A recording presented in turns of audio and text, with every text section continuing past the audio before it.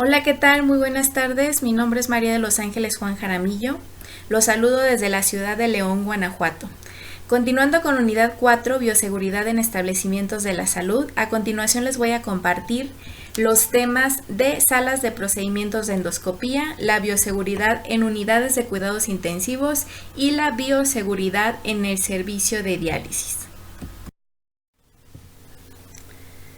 Sabemos que a diario el trabajador de la salud labora en íntimo contacto con las mucosas, la sangre y fluidos corporales de numerosos pacientes.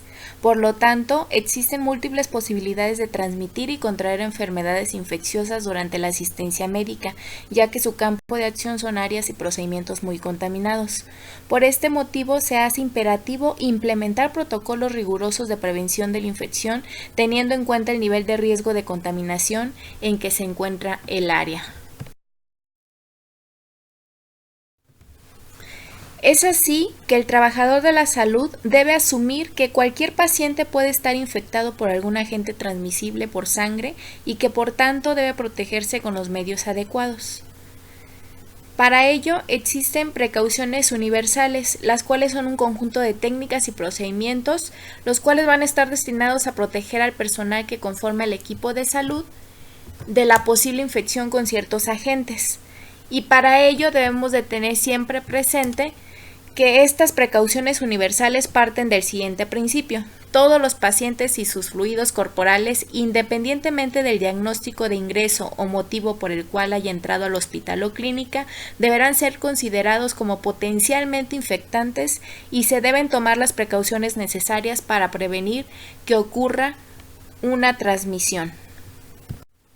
Existen áreas de alto riesgo o críticas en las cuales el contacto directo y permanente con sangre y otros fluidos corporales pues son constantes. Por lo tanto, se deben de aplicar estas normas de precaución universal. Tales áreas de alto riesgo o críticas son áreas de cirugía, hospitalización en general, unidad de cuidados intensivos y recién nacidos, unidades de quemado, salas de parto y ginecobstetricia, unidades sépticas, unidades de diálisis, urología, servicios de urgencia, rayos X de urgencia, laboratorio clínico, banco de sangre, odontología, patología, lavandería, depósito de desechos finales, entre otras. Iniciando con el primer tema, bioseguridad en salas de procedimientos de endoscopía, sabemos que la endoscopía es un procedimiento el cual nos va a permitir realizar diagnóstico de distintas enfermedades. Son procedimientos seguros, ambulatorios y muy bien tolerados. Entonces, el instrumento por el cual se lleva a cabo este procedimiento es el endoscopio, los cuales requieren ser reprocesados entre pacientes. Actualmente, se dice que los procedimientos endoscópicos se pueden realizar con seguridad y según informa la Sociedad Americana de Endoscopistas Gastrointestinales, se estima que el riesgo de infección es mínimo si los equipos se limpian y desinfectan de acuerdo a protocolos apropiadamente diseñados. Dentro de la búsqueda de la bibliografía encontré una presentación en la cual se mencionaban estos 10 peligros top en la sala de procedimientos de endoscopía. A mi parecer, considero que el número 4, inadecuado reprocesamiento en endoscopios e instrumental quirúrgico, pues entraría en nuestro ámbito de interés en este tema. Para conocer un poquito más cuál es el riesgo de infección durante el procedimiento endoscópico, pues debemos de tener dos factores para que se llegue a dar como resultado un paciente infectado. El primer factor sería un paciente portador, el segundo factor el ambiente inanimado, lo que nos lleva a la contaminación del instrumental con microorganismos. Aunado a ello, pues se presentan las fallas en la limpieza y en la desinfección, lo que da como resultado un paciente infectado. Ahora sí, hablando sobre la bioseguridad en la sala de procedimientos de endoscopía, pues lo primordial es contar con un personal de salud altamente calificado, altamente competente, que la unidad cuente con un programa educativo específico, dinámico y actualizado, y lo más importante es que se deben de aplicar las precauciones estándares. Estas precauciones estándares para los fluidos corporales de todos los pacientes incluyen el uso de guantes, el correcto lavado de manos, el uso de camisolín o delantal, sobre todo para protegernos de salpicaduras de fluidos, el uso de barbijo y protección ocular, descartar los cortopunzantes inmediatamente después de su uso, no encapuchar agujas, un resucitador y ropa y basura, cumpliendo así con las normas de la institución. En la siguiente tabla, como bien podemos observar, se mencionan algunas medidas de bioseguridad exclusivas en el servicio de gastroenterología, las cuales mencionan que los endoscopios, pues su manejo debe de ser muy cuidadoso. Se van a desinfectar con glutaraldehído al 2% durante 30 minutos y nos hace hincapié que el material de desecho se debe tratar con las recomendaciones para el caso, incluyendo el etiquetado antes de enviarse a desechar. También otro punto muy importante es que nos menciona que se debe lavar la superficie externa del fibroscopio con un removedor enzimático y cepillar la punta del tubo de inserción, removerla y lavar la válvula del canal de biopsia durante un tiempo de 2 minutos. Otra medida de bioseguridad es aspirar el removedor enzimático y hacer fluir agua abundante por el canal aire-agua.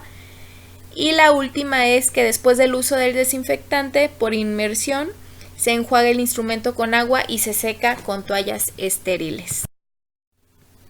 Continuando con el segundo tema, bioseguridad en unidades de cuidados intensivos, es muy importante señalar que según las recomendaciones de la OMS, la bioseguridad en unidades de cuidados intensivos pasó a ser foco de investigaciones debido al número de pacientes graves, los cuales demandan cuidados de alta complejidad. Por lo tanto, se han identificado acciones para cambiar el comportamiento de los profesionales de la salud, especialmente sobre el uso continuo de equipamientos de protección individual y colectiva, buscando así aumentar la concienciación profesional para una práctica segura y globalizada. Tenemos que recalcar que el cumplimiento de las medidas de bioseguridad es un proceso el cual va a involucrar a todo el personal de salud y deben de ser una práctica rutinaria, sobre todo en las unidades de cuidados intensivos. Estas normas de bioseguridad se consideran un conjunto de medidas preventivas y o correctivas, las cuales van a estar destinadas a proteger al personal de salud, a los pacientes, visitantes, al medio ambiente, frente a la exposición a agentes potencialmente infecciosos o considerados de riesgo biológico. Dentro del marco legal, existe una norma oficial mexicana, la NOM 025 SSA 3-2013, para la organización y funcionamiento de las unidades de cuidados intensivos, en la cual en su apartado 5.2 de la infraestructura, en el numeral 5.3.1.5.4, menciona que dentro de las funciones y obligaciones del personal de servicio, se tiene que contar con los siguientes documentos,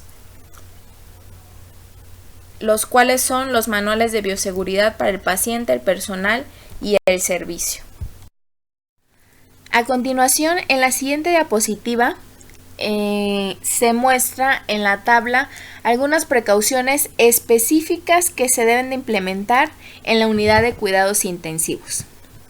Por mencionar alguna de ellas, es que la unidad de cuidados intensivos debe estar ubicada en un lugar de fácil acceso a los usuarios y aislada de sitios de mucho ruido o circulación de público. Además, el acceso de personal a la unidad debe ser limitado. También menciona que debe existir un lavamanos accionable con pie o codo en cada aislamiento y uno por cada 6 camas como mínimo. Sabemos que las características de los pacientes son muy específicas, además de ser sitios muy contaminados, por lo que nos recomiendan sistemas de ventilación por medio de sistemas que garanticen al menos 6 recambios de aire por hora. Otro punto importante es que los equipos destinados a la atención de rutina del paciente pues deben de ser individuales o desinfectados entre un paciente y otro. No deben existir desechos contaminados con sangre o fluidos corporales en áreas clínicas ni tampoco basureros. No se debe esterilizar material en recintos del servicio y los secadores de aire caliente no deben ser utilizados en áreas clínicas porque estos pueden diseminar partículas y ser reservorios de microorganismos.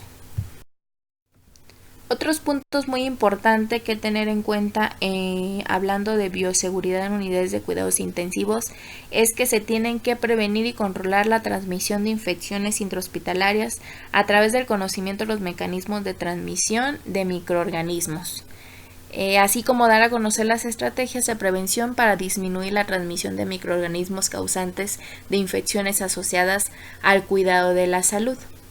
Y como pueden observar en la diapositiva, algunas medidas de bioseguridad en las unidades de cuidados intensivos, además de las ya antes mencionadas, pues son, como bien lo mencionamos, precauciones universales, el lavado de manos, no se permitirá al personal comer, beber, fumar, guardar alimentos en la unidad.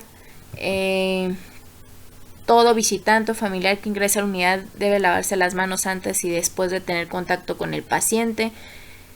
Y un punto muy importante, a mi parecer, es que tanto el personal de enfermería como el personal médico o cualquier personal del área de la salud, pues somos los encargados de vigilar que estas normas se cumplan. Reforzando las medidas que ya se habían mencionado anteriormente, pues es de que tengamos siempre presente el principio de universalidad. Realizar el lavado de manos antes de brindar la atención a cada paciente y después de haberla brindado. Uso de guantes. Use equipo de reanimación, no realice reanimación de boca a boca.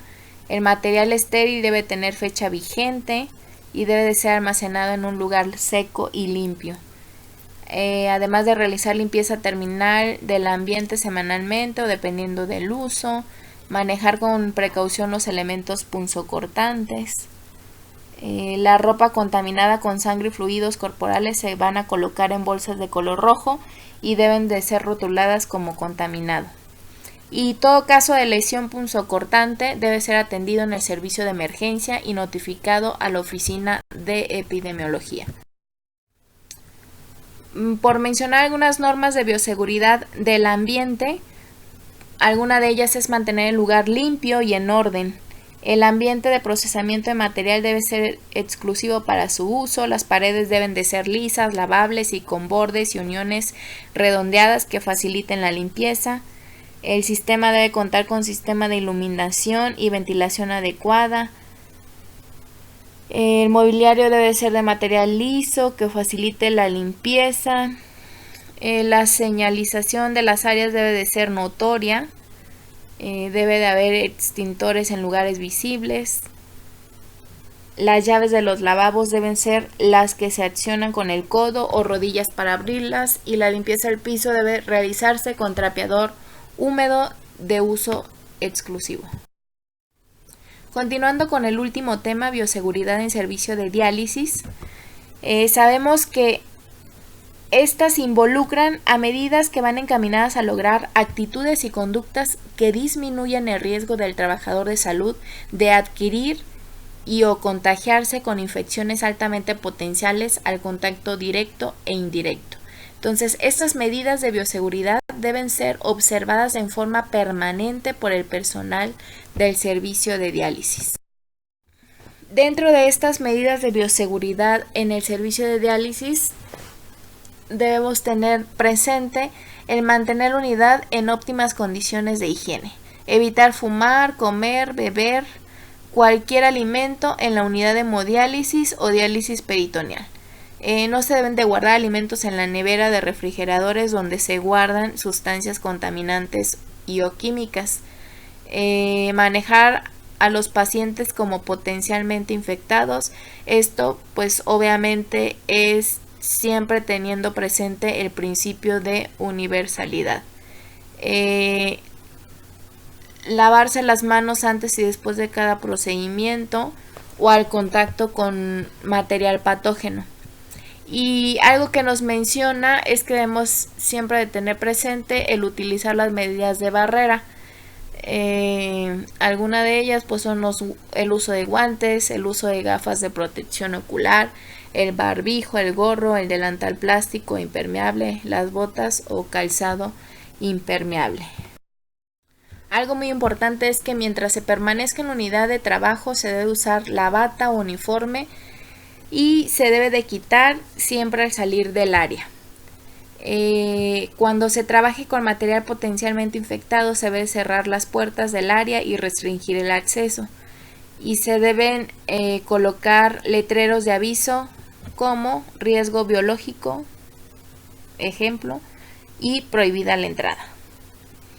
Además se mencionan algunas precauciones que debe adoptar el personal de salud. Como bien ya lo hemos estado recalcando, el usar guantes cuando maneje material infeccioso o cuando exista exposición de sangre u otros fluidos orgánicos. Posteriormente descartar los guantes y lavarse las manos. No tocarse los ojos, nariz, la mucosa ni piel descubierta expuesta con las manos enguantadas. Y no circular ni abandonar la unidad con guantes puestos. En el caso de que ocurriese algún derrame y o accidente en el servicio de diálisis, por ejemplo, si ocurriese un derrame de material infectado, lo que se debe hacer es cubrir inmediatamente con papel absorbente, vertir desinfectante alrededor y dejar actuar por unos 20 minutos para posteriormente limpiar con desinfectante. En el caso de pinchazos por agujas, cortes y o contaminación de la piel con un material derramado o salpicado, lo que se debe de hacer es inmediatamente lavar la zona con bastante agua y jabón. Hay que tener bien presente que todo derrame, accidente y exposición con material infeccioso debe ser notificado de inmediato a las autoridades correspondientes, además de llevar un registro por escrito de todo incidente, así pues facilitando la evolución, tratamiento y asesoramiento médico apropiado. En el caso de la manipulación y desechos de material contaminado en el servicio de diálisis, algo muy importante es de que, por ejemplo, en el material reusable, como son filtros, pinzas, tijeras, riñoneras y torniquetes, pues se deben de colocar en recipientes metálicos para su desinfección por medio de métodos químicos, antes de ser lavados y llevados a esterilización. Las batas y otras prendas contaminadas pues se deben de colocar en bolsas rojas identificadas para su desinfección y lavado antes de volver a usar. En el caso de material descartable como las jeringas, agujas, mariposas, etc., deben ser descartados en recipientes plásticos imperforables. Y bien, ya para finalizar, como podemos observar en la siguiente tabla, se muestran algunas precauciones de seguridad que debemos de tener muy presentes en las unidades de diálisis. Alguna de ellas es de que todo el personal de la unidad debe estar inmunizado contra el virus de la hepatitis B como un requisito para desempeñar las funciones en esas unidades. Algo también muy importante es de que el paciente infectado por el virus del VIH o el virus de la hepatitis B que acuda para ser dializado, ya sea por hemodiálisis o diálisis peritoneal, no es necesario aislarlo de otros pacientes. Algo también muy importante es de que en caso de que llegara a producirse algún ingreso de sangre al sistema de las máquinas, ya sea debido a alguna ruptura de membrana, esta debe de ser desinfectada antes de ser usada en otro paciente. Los derrames de sangre y o materia orgánica deben descontaminarse de inmediato para prevenir contaminación del sistema. Y bien, con esta última diapositiva finalizo mi presentación, agradeciendo a todos su atención prestada y deseándoles una excelente tarde. Hasta luego.